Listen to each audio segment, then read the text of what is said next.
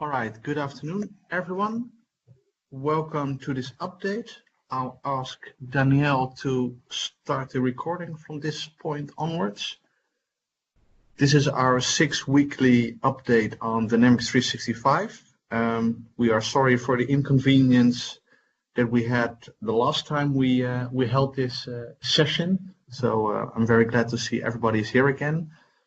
So let's get this presentation started. I'm going to have two topics today. One is the update on the Dynamics 365 front, and that's also the point in the presentation where you, of course, are free to ask questions. And I'll tell you a little bit about a program that we are developing at this point in time to move IP into an app or app source environment. And of course, always when we talk about Dynamics 365, it's always good to remember where we come from and where we're going to. So at the moment, if you are implementing an ERP system, these would be entities that you know and that you connect to in a system. And when Dynamics 365 will become more and more mature, of course, we will see that Office will start to play a major role in the implementations that we do. And of course, also the LinkedIn integration. So in the end, we will not be only implementing Dynamics at your customers. You'll also be using Office 365 and LinkedIn. Of course, combined in the end with the partner solution, which is your vertical IP mostly, and things like Power BI, Power Apps Flow, and the Common Data Service, which will be the new technique rolling out expectedly by summer next year, which will connect all these systems together. So that means if we have account information both in a ERP and a CRM system, we can ask to get all the customer data via asking the Common Data Service, and then the Common Data Service will go into the individual applications to get that data for you. That's a little bit further away into the future. At the moment, this solution is being built by Microsoft, but hopefully this will be available to the market by the Sven, sorry to interrupt, but a lot of people cannot see your screen. I can, but a lot of people not. Well, there's okay, the only thing I can do is stop sharing and try to reshare that. This is a presentation which Skype doesn't like. Let me just try to reshare my screen.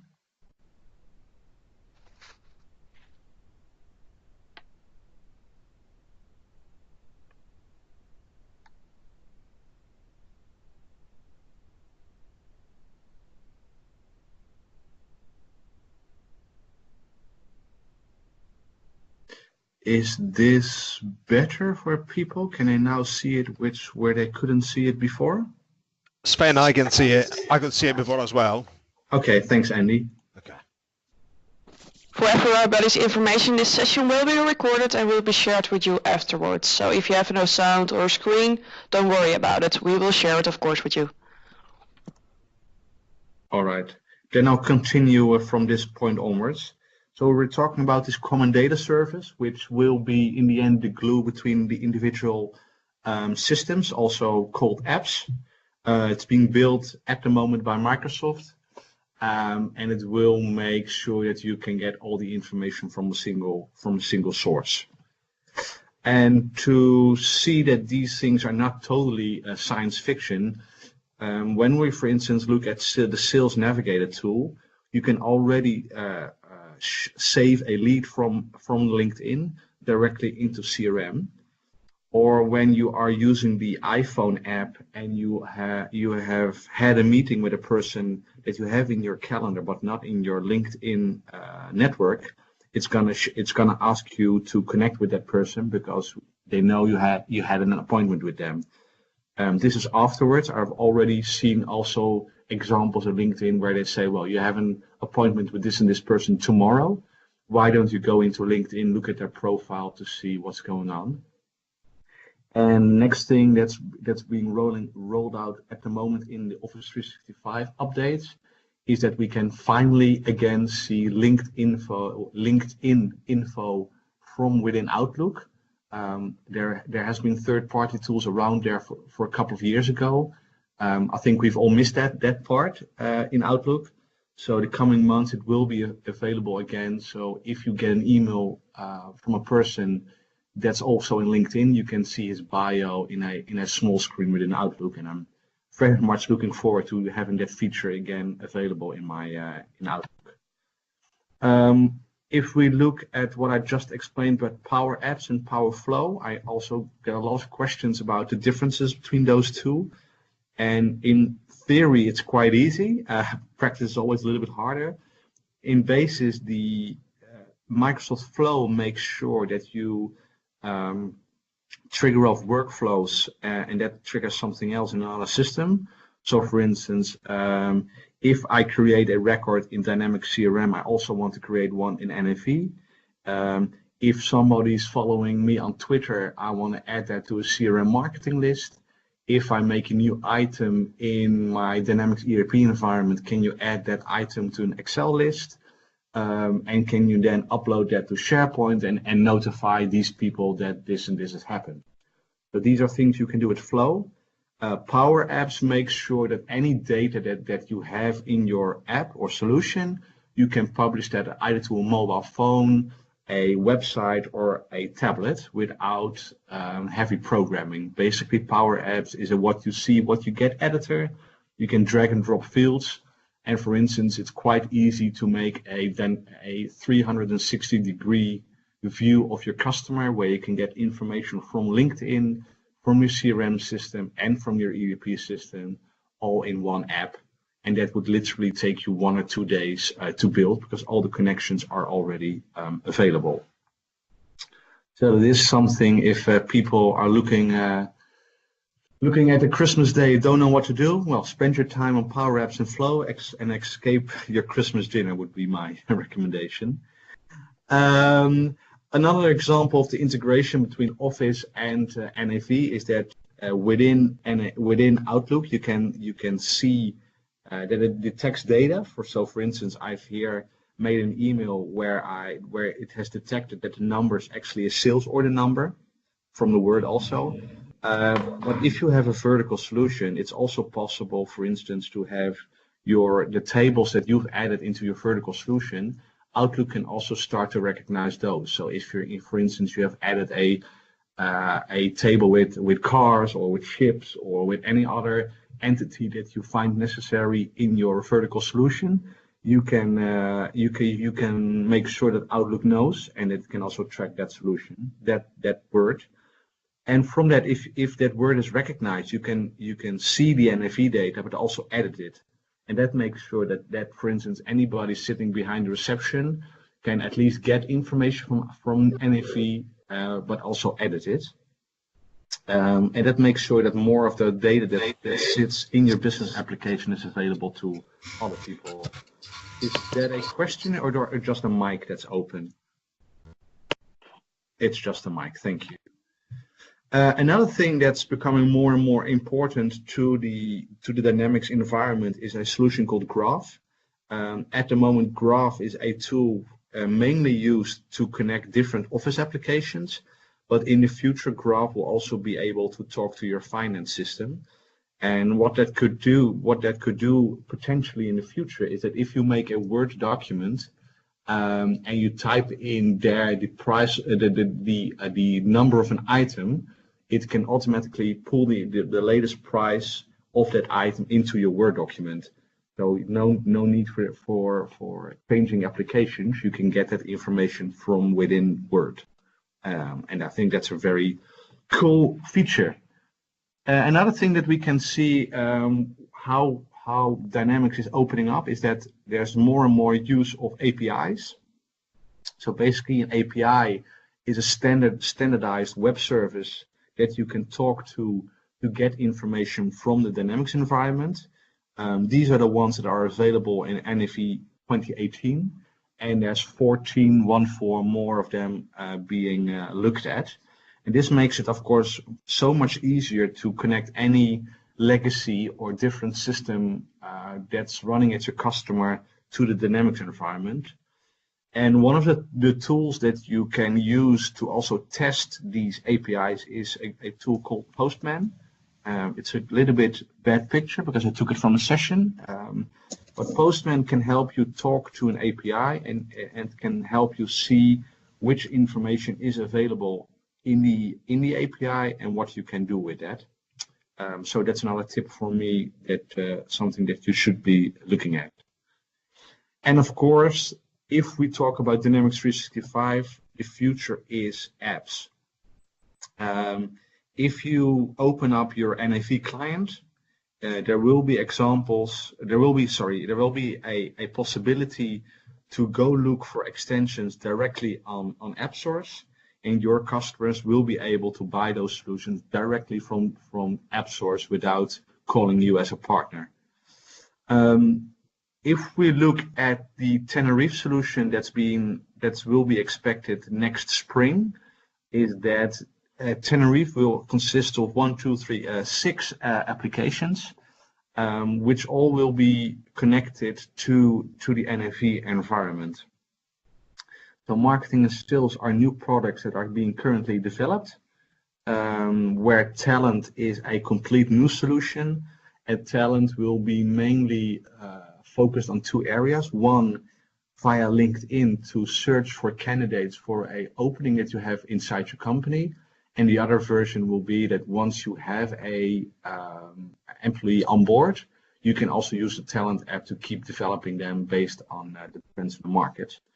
And of course, here again, you can see the importance of the common data service, which in the end will make sure that data will be easily accessible for third-party applications. Well, this is the roadmap for Dynamics Tenerife. So we just had the launch of Dynamics NAV 2018 on the 1st of December. We are expecting to have a NAV 2018 R2 release in spring. And some point beyond that, we will have the new Tenerife solution, which I just showed you. And that solution will be available both on a cloud as a on-premise as a deployment option, difficult word. And it has been guaranteed by Microsoft that you can take your current IP, so the CAL environment, and you can load that onto the Tenerife cloud layer.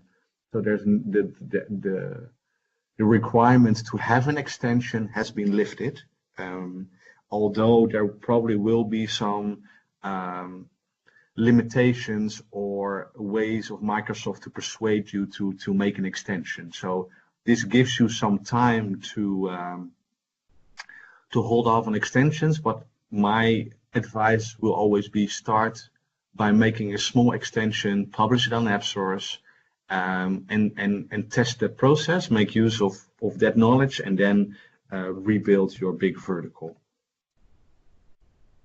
What's important to know is that we've seen the picture with Tenerife, sales, marketing, retail, talent, sorry.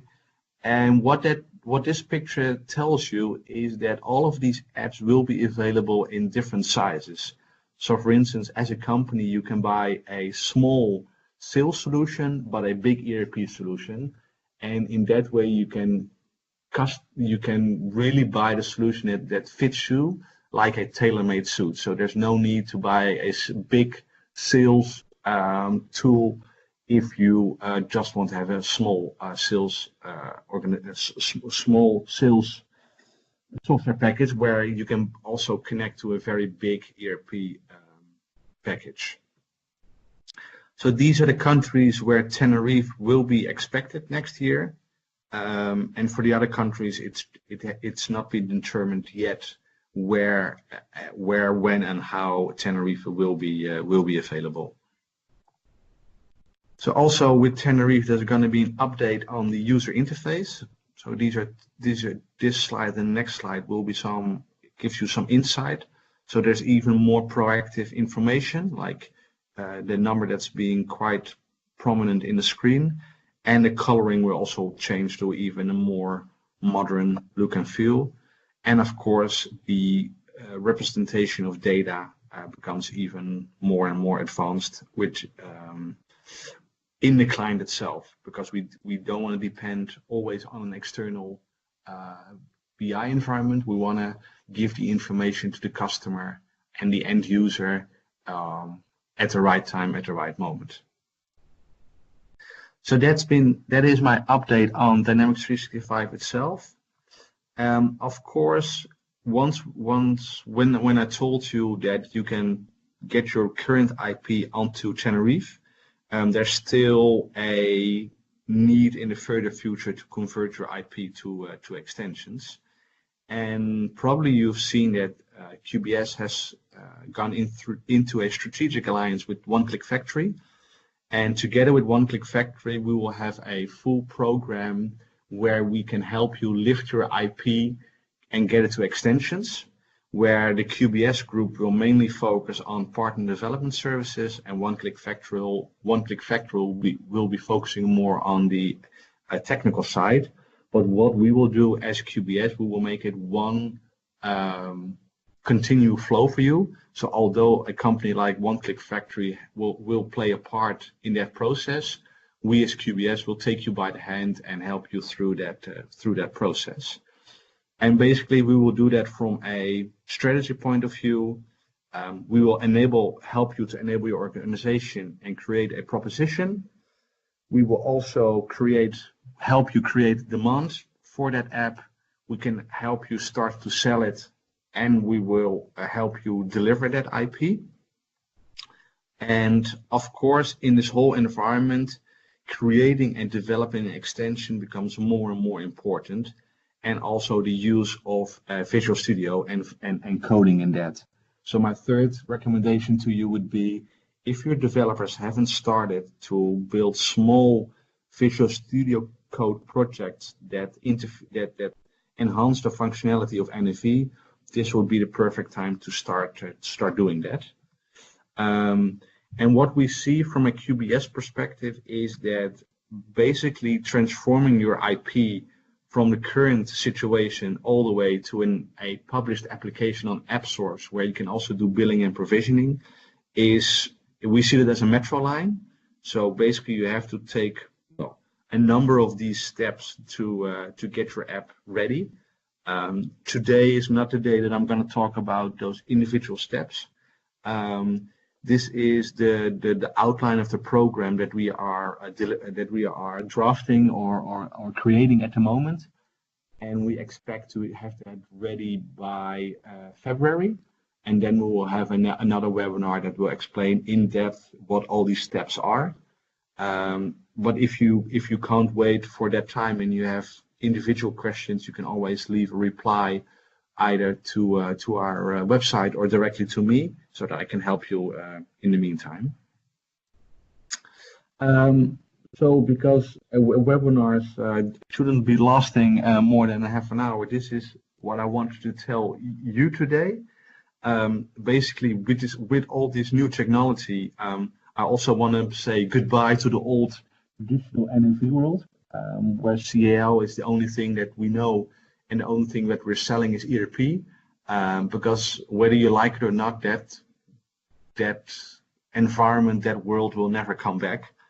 So you can think about that time with a romantic view, but the world has been changing, and you as a partner have a choice if you want to play a part in that, or that you stick in the old world. That is what I wanted to tell you today.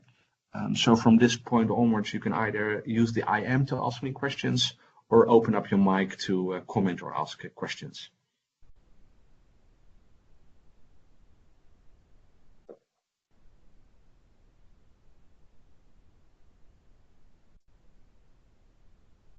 Don't be shy, because there must be questions from your side. I can't imagine I've been talking about all the things you have in your head.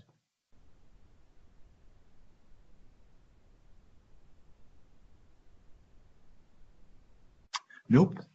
Okay, well, of course, you can always find us via the channels that are known to you. Sven, Yes. do we know when we will get visibility of pricing transition from old to new? Is that from no? It's from Stuart. This question. Yeah. So I know there's discussion from within Microsoft both on a transition price and on the actual price that a Tenerife user will cost, and that will become available, of course, with the launch of the product. Following the discussions at Microsoft, I don't expect any final news over the next 2 months on pricing. I can answer that actually a bit more, Sven, for you, because thank you, know Andy. that. Yeah, it's a question from Stuart. Stuart should have come to me. Anyways, the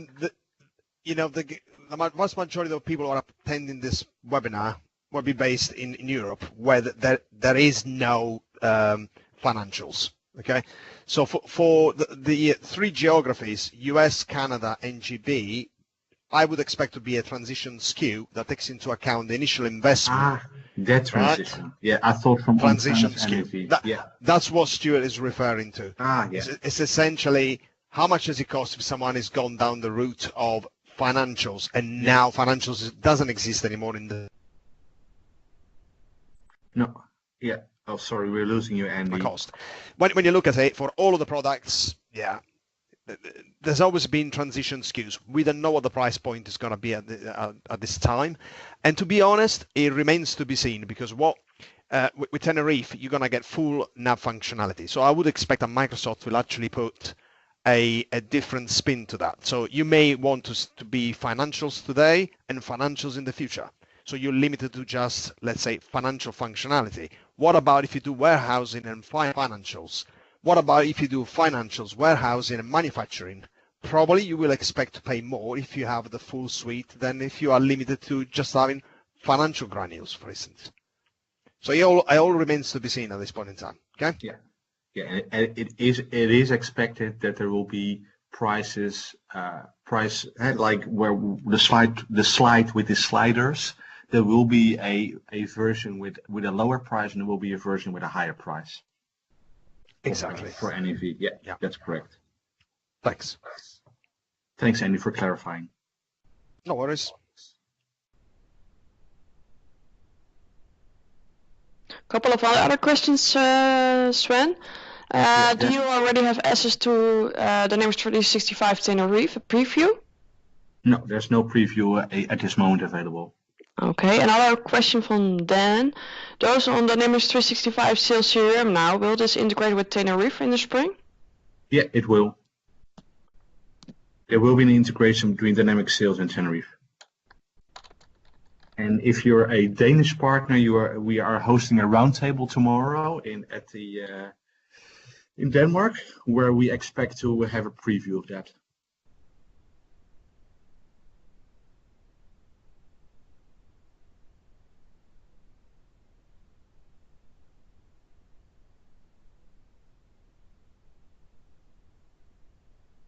Any more questions, Daniel? No, there aren't. Okay, then I think we can finish off this webinar. Thanks to everybody who attended. It's a little bit early, but I'm not gonna speak to you all. So have a fantastic holiday season, and we hope to see you the next one, which will be hosted late January. Thank you so much.